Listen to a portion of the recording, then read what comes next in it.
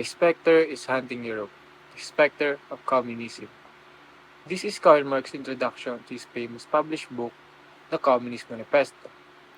We, Group 5, will explore important insights and answer significant questions that will help in understanding what Karl Marx is meaning to say in his book, the book that exposes the true colors of social classes. But first of all, who is Karl Marx? So Karl Marx was born on May 5, 1818 in Rhineland, Prussia, Germany. He was a journalist, socialist, philosopher, and a theorist. He died on March 14, 1883 in London at the age of 64. He once joined with the Young Hegelians, a group of students who criticized the political and religious establishment of the existing state.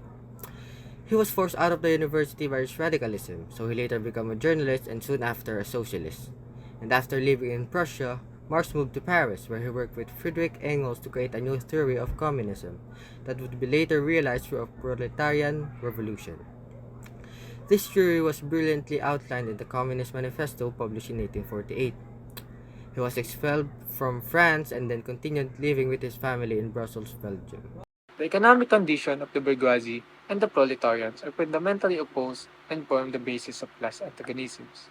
Bourgeoisie. Bourgeoisie is defined as the modern capitalists. Basically, they are the business owners, owners of the means of social production, and the employers of wage laborers.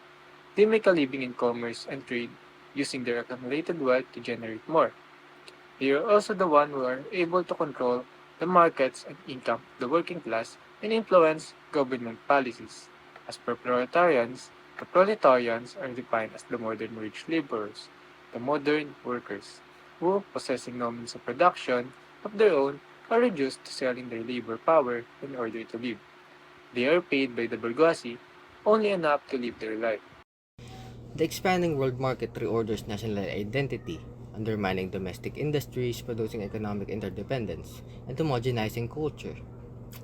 As global exchange substitutes traditional production with foreign products, distinctive economic and cultural practices gradually vanish.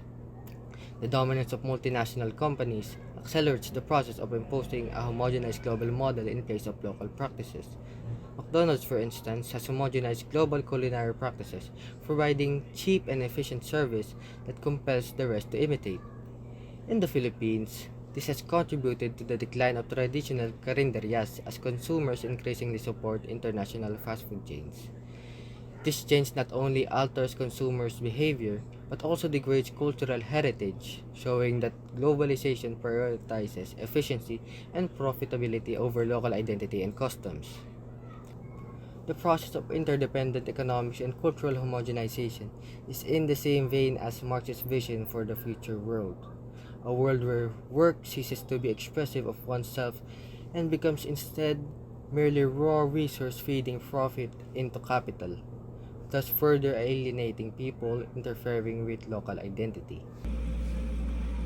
Karl Marx's main objective was to achieve a complete classless society, which is through communism. Marx sees communism as a system that operates primarily in the interests of the proletariat by ending private property and exploitation, making labor no longer a source of profit for the bourgeoisie but empowering the workers.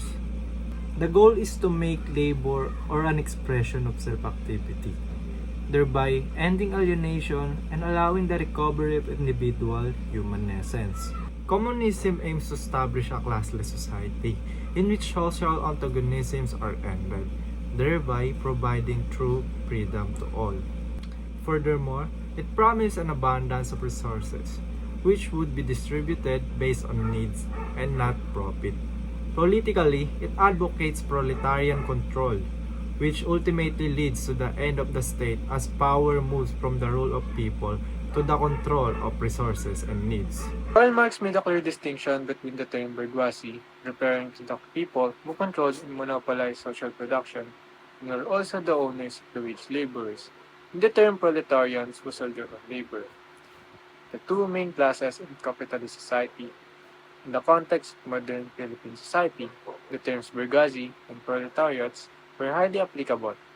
We see them in high-value corporations like SM Supermalls, Meralco, or even San Miguel, which belong to the bourgeoisie group.